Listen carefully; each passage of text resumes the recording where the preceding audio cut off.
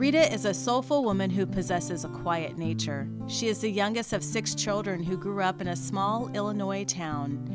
After speaking with her about the childhood and adult life moments that shaped her, it doesn't take long to ascertain that Rita is a confident, authentic person whose strength emanates through her reserved presence. I grew up in a small town in Illinois called Sheffield, Illinois.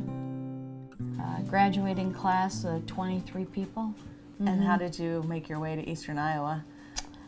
By some really bad choices and some really good choices of my life. I originally was in Kewanee, Illinois until both of my parents died when I was really young, and so I went to live with my grandmother, and she adopted me and my other siblings, and graduated out from there and just kind of started exploring life when most kids were going to college and, you know, planning their futures. I was still having a really good time with life, so I thought. So you thought. Like Jen, Rita had an instinctive feeling that she was a lesbian as a young girl. However, she quickly picked up on her small community pressures to conform to the norm in order to avoid intense harassment.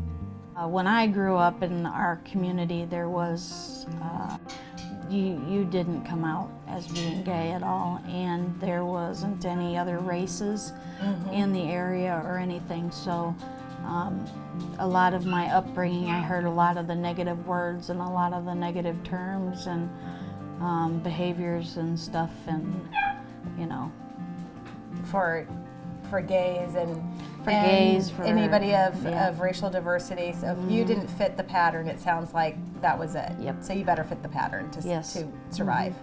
Yes, even if you thought you were gay, you better look like you're not, because if they think you are, then they're going to harass you. And I kind of went through a hard time like that when I was a junior in high school, and it was really hard on me. So, what did you do to adjust? There wasn't a whole lot I could do. I just kind of like kept more to myself, and eventually it kind of all went away. That's one of the things I try and tell my kids when they're, you know, having issues. You know, sometimes the best thing you can do is not say anything at all and just pretend like it doesn't bother you, and eventually it goes away. Yeah, don't give it any energy. Seemingly different, these Midwestern women shared one common burden: silencing their true identities to survive the conventional lifestyles of their small hometowns. After surviving a childhood marred by the loss of her parents and wandering through her early adult years, Rita landed in Cedar Rapids. And you obviously had a moment where things shifted. They did. What was that moment that changed it? I think the moment was when all the fun that I thought I was having really actually turned out to be not that much fun. So I decided that I better grow up and get a real job, and so I went to college, started working in engineering jobs, doing computer-aided drafting, and eventually that's what moved me to the Quad Cities, and then from the Quad Cities to Cedar Rapids. Back then, 12 years ago, there wasn't much of a scene for the gay community, at least what I could find for a new person. I was kind of giving myself another couple of months, and then I was going to move back to Illinois because I was pretty down and out. What is it that the community was missing that you had found in other communities to plug into your community? Jen's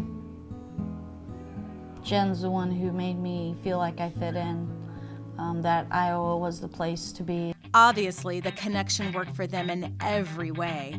As most couples, after a few years together, Jen and Rita entered a new phase in their relationship. On my Planet Out profile, you know, lives in the country, works full-time, interested in a serious relationship, and in huge letters, no kids. I don't want kids, don't even think about it. What did you think about her no kids post in her? I'm like, good luck. Like, that's gonna stop me. Anybody who knows me, if I have my head set on something, I'm gonna get it. Wow, go girl. So kids were not off the table. They were just put aside to just suck her in further, and then I could spill the beans and let her know how things were gonna be. I think we were together a couple years, and she said, you know, I really want kids. And I thought, oh, here we go. So The talk. I said, yeah, I don't That's really the want talk. kids, but I said, if you can figure out a way to get some here temporarily, you know, try it out. Maybe we could have a friend's kid over. So the next thing I know, I'm signed up for foster parent classes for 10 weeks. And I thought, God, she figured out a way to get temporary kids. How's that going to work? So we got foster parent license, and we met little Robbie, who was a friend of ours, nephew. So as soon as we got our license, we asked to take him, which we did, and we got a little boy. First day, I mean, they just need foster parents very badly. We've had kids in the house ever since. And when the idea of adoption came up with Robbie, I saw it coming, so I was okay with that. We had talked about it. We knew Robbie was probably going to be permanent. Yeah. But after that, I said we were done. Or so she thought. And we adopted 3 more. From a family unit of 2 and no kids, Jen and Rita's family grew to 5 and now comprises a household of 8. Yes, 6 kids and 2 adults. And now between the adopted children and the foster children, we have a total of 6 in the household. Yep, there's 6 in the house, and apparently each one gets a dog. And a cat. And a cat. So, and a cat. And I get the gerbils. So you get the gerbils, and you have your horses. I have the horses. And the kids have a pony that they're scared of, so that so it doesn't get ridden. And the llamas. They ride it, and then inevitably the horse will come back down the road without a child, and I have to go get the child. And Living on the farm provides the kids with a feeling of freedom and adventure similar to Jen's upbringing, encompasses Rita's structure, and includes both of their commitments to each child learning individual responsibility. The kids range from 6 to 16 and have varied personalities that make this family an interesting and exciting unit.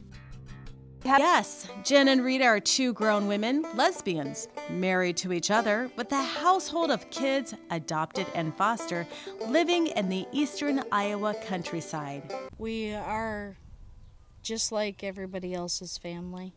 Yeah, we have a few different people, you know, in the family, but we all accept each other for who we are. We all love each other. We're all very caring people. We want to be important parts of the community.